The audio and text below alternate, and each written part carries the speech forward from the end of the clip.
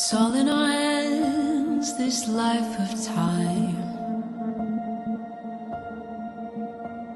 that's given to us all. It is all in our